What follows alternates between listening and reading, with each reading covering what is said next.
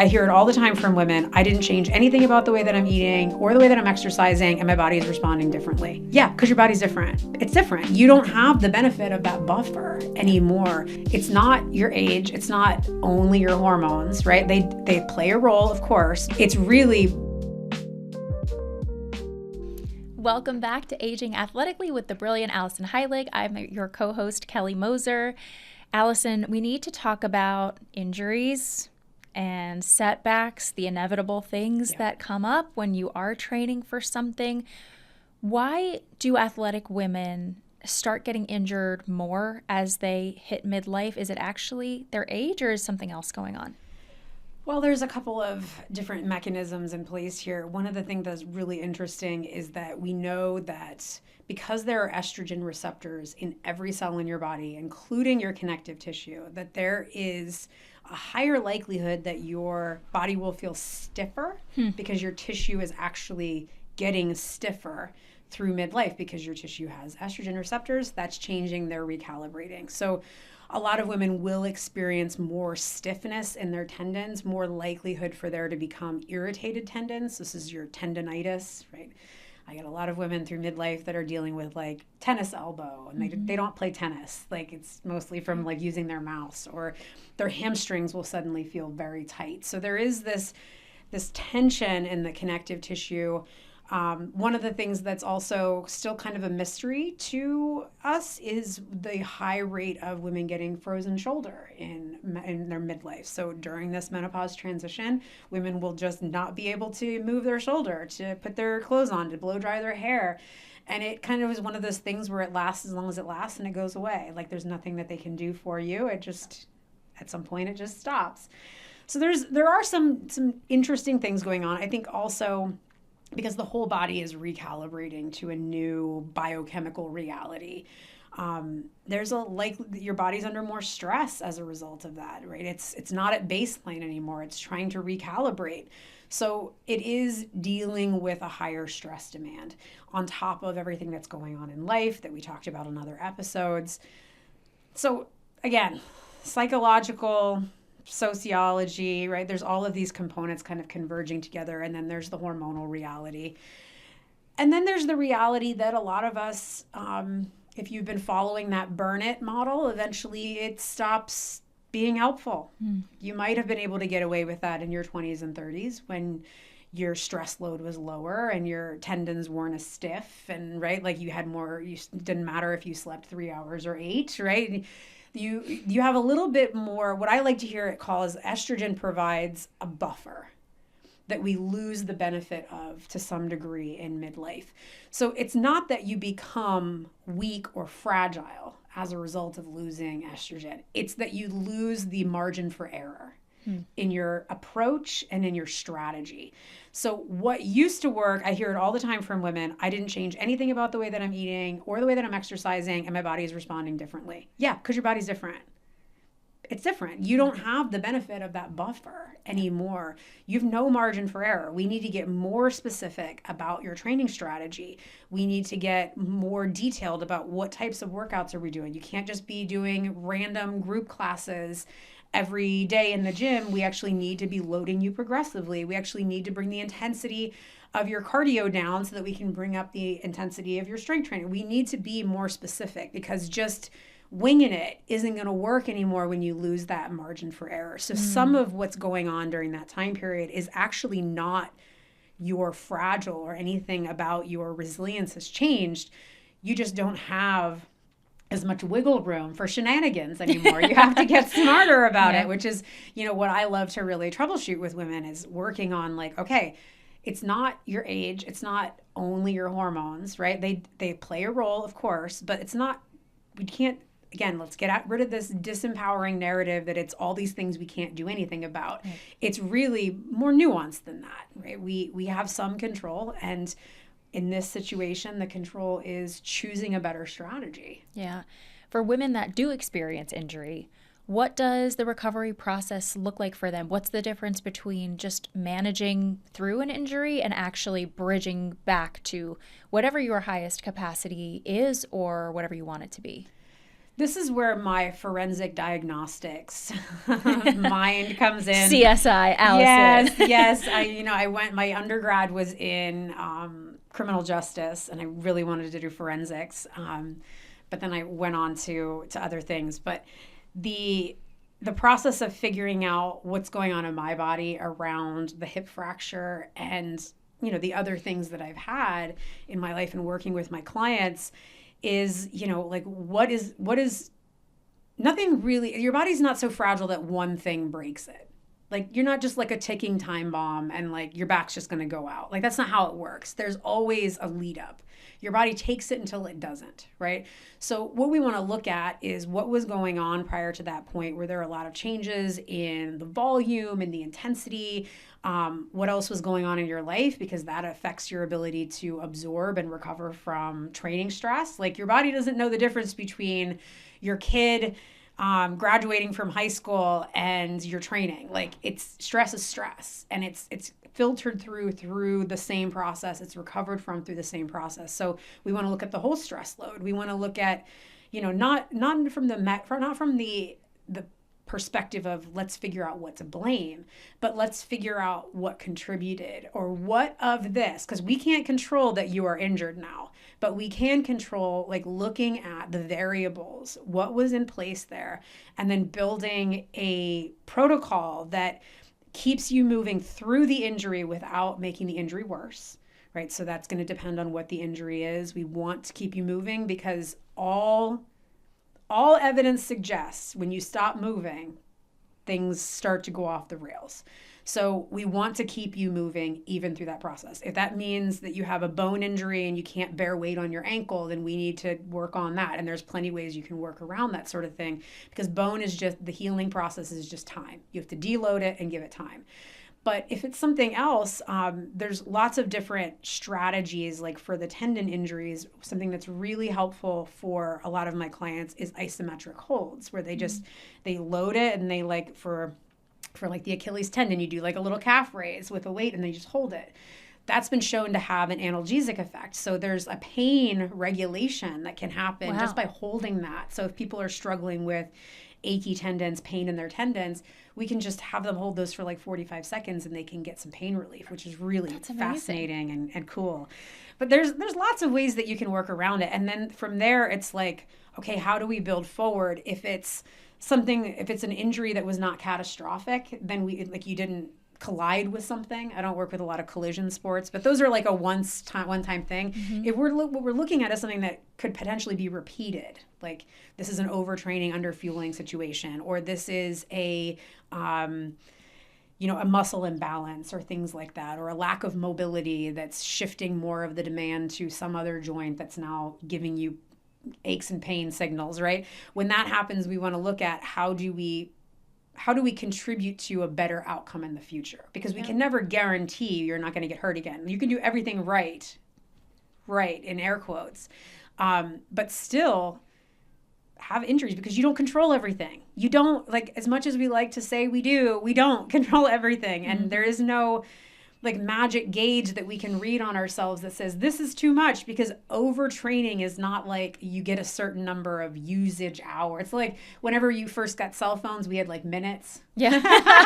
Oh yeah. Right. And when you went over your minutes, like your phone didn't work. Mm-hmm. Right. Like it's not, your body doesn't come with like a certain number. It's a good invention though. You should try to patent that.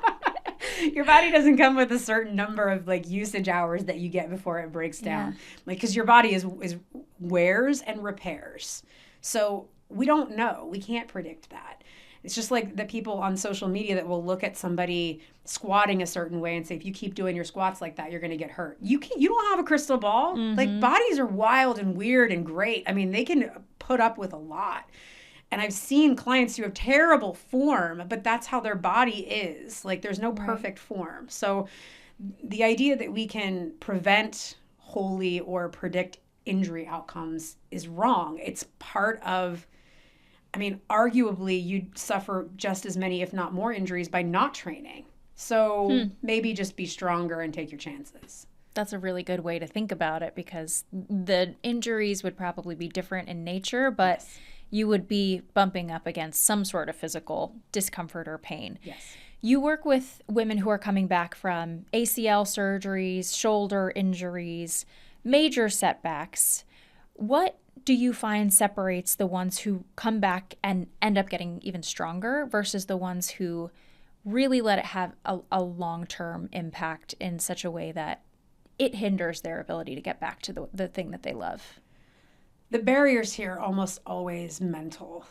And it's kind of in that expectations category. Like some women will decide that this needs to improve on a certain timeline, right? Like, or if it doesn't, that means something about me.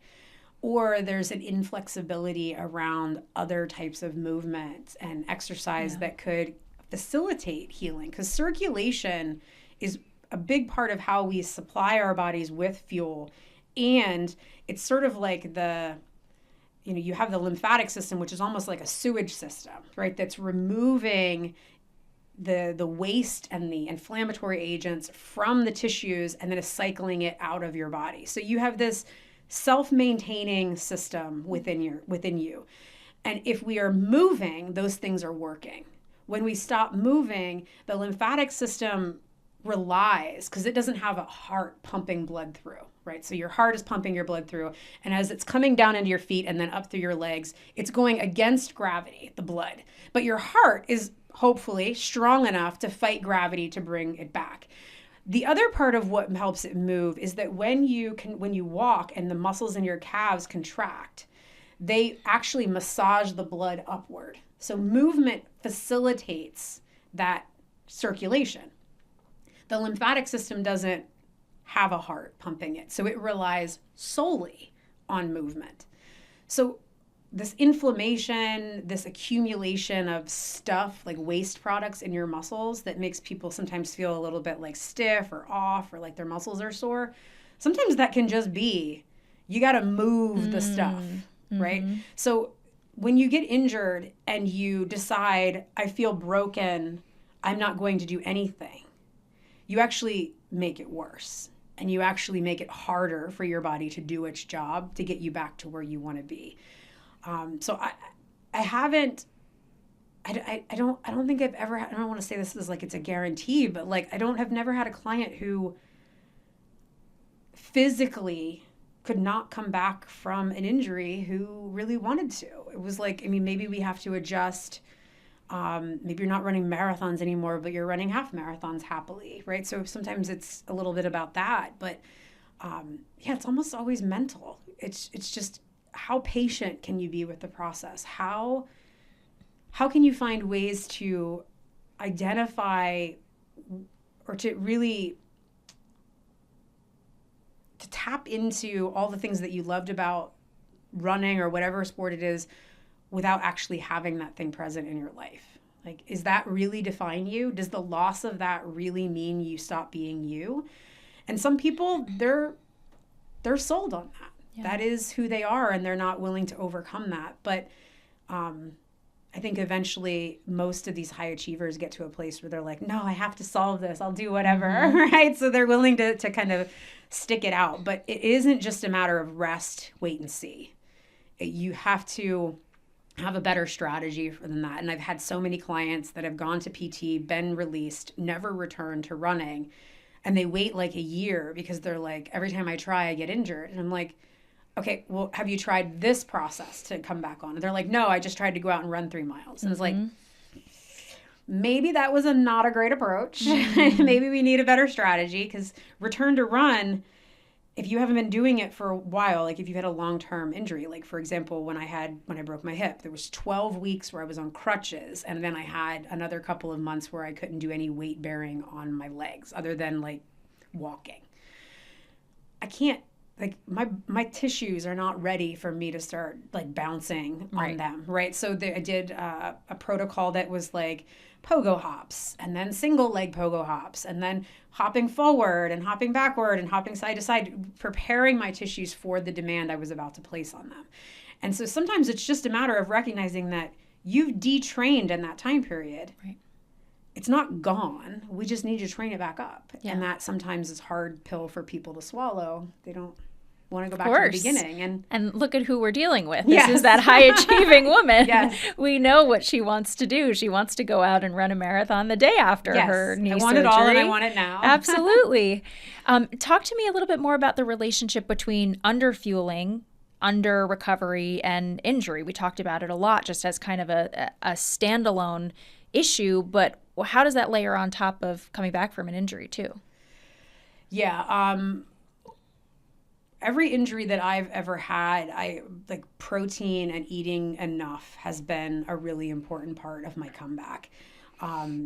Because you can't repair to sort of like if you wanted to build a house and you had all the materials brought onto the property, but at the same time as you were starting to build and hammer nails, somebody was coming in and grabbing the materials and taking them off property, you wouldn't get very far, right? Because you can't build from nothing. You need the raw materials in order to create tissue, because your body is, like your cell suit is changing like every day. You're like replacing cells that die with new cells. Like it just happens all the time. Like I think it's like every, I don't know how many years it is, you are a completely different you because all of your cells have been replaced. Like wild, right? So when that's happening, there's a constant amount of breakdown and there's a constant amount of rebuilding. So when injury happens, you accelerate the breakdown, or the breakdown has been accelerated.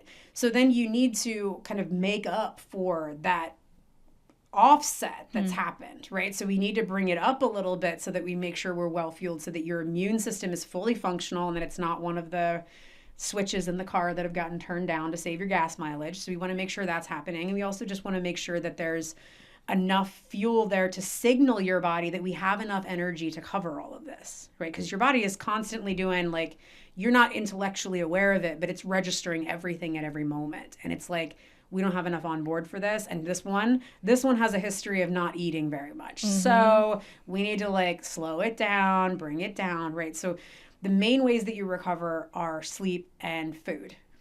And if you're injured, you're probably not working out as much. A lot of people don't. Their sleep will suffer because they're used to being active a certain amount or having a certain routine that gets disrupted. It can cause a little bit of anxiety when you're injured, right? So then that can make sleeping worse.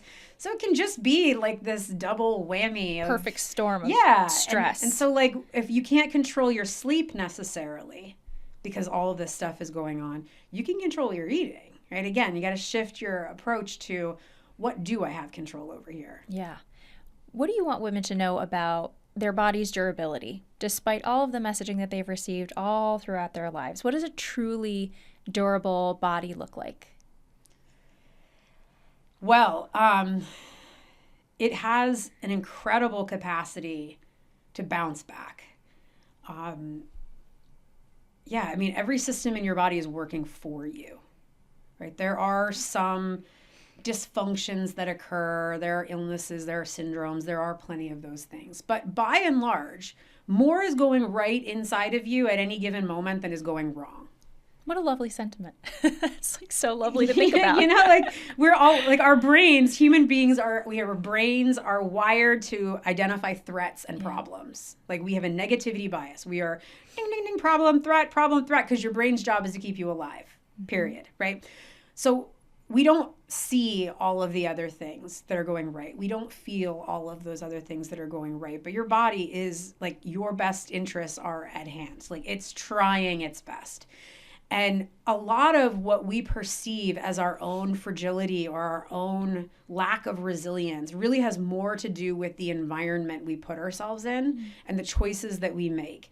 Because we can heavily impact our ability to recover by just doing some bullshit, by not eating, by not sleeping, by over exercising, right? Like doing stupid shit. We can absolutely break ourselves down 100%. But in the background, our bodies are still going to be trying to keep up with that. And we don't have any control over its ability to rebuild other than what we're feeding it, what we're giving it in terms of input. So I find that the people who really embrace the parts of resilience and durability that they have control over, they start to really understand and appreciate how much is working for them versus against them, right? That you start to see like, wow, this stuff is really happening. And I know your brain is just going bonkers because you're injured and that's all you can think about right now. But in a couple of weeks, you won't be. And you just had to get out of the way. Right. Like you just don't make it work. Stop digging. Right? Put the shovel down. Yeah. Stop digging. Let your body get back to it. So I think, and we watch it through the narrative throughout the entire lifespan of women. Like all evidence to the contrary.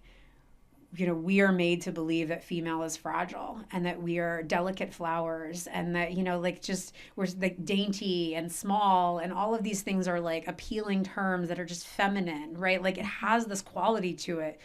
But like, if you look at other cultures, like Kali, the goddess of destruction, right? Like, I mean, this is a goddess, right? This is a female, right? Like it is really, I think, cultural too that we're taught all of this. We have some societies are matriarchal, right, where the wisdom of the older generation of women is revered. Yeah.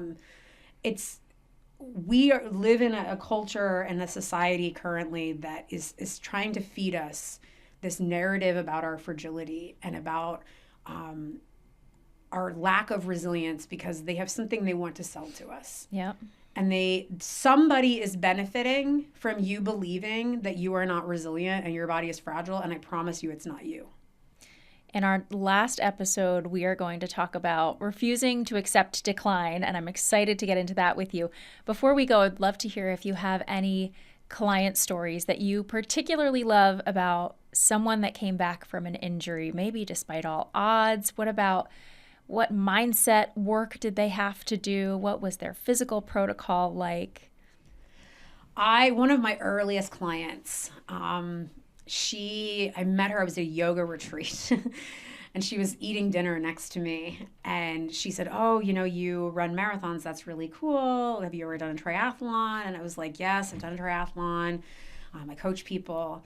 And she reached out to me a few weeks later. She sent me an email and was like, I really want to work with you. But her history was she had been hit by a car on a bicycle. Ugh. And it shattered her pelvis and she had to be surgically put back together. And she was basically told, no, you're not going to be able to run again. And I said to her, let me take a look, right? And so I did an in-person evaluation with her. And there were definitely some compensations that had developed around her surgery and things like that. I worked with her for a little while and then she signed up for a triathlon. And since then she's run like 10 of them and been on the podium over and over again. She's faster at running than she was when she was in high school running track. Whoa. This is a woman who was completely written off by all accounts. Yeah. And she just texted me recently. She just ran a half marathon in Singapore. She's living over there now with her family. And her daughter is participating in triathlon. It's amazing. And her husband started running marathons. I mean, just the ripple effects that creates is just so huge, right? It's like this generation, this little girl is seeing her mom do this and beat the odds and not accept that this is just the way it is for you now. Okay, if that's really the case, she was willing to accept it, but it wasn't the case, and she's completely fine. And why not give ourselves the opportunity to explore what pieces might be remaining, even if it's not the full picture that we thought, but let's see what we can do with what we have. And it seems like that is a core component of the work that you do with folks. It's like, there's never going to be a perfect picture. Nope. So let's take a look at what you've got, your crazy schedule, your busy job, your aging parents, your hormonal decline, and you make a masterpiece with it because it's tailored to that person and their story and their needs. Yes. You ready for our last conversation? Yeah. Let's do it.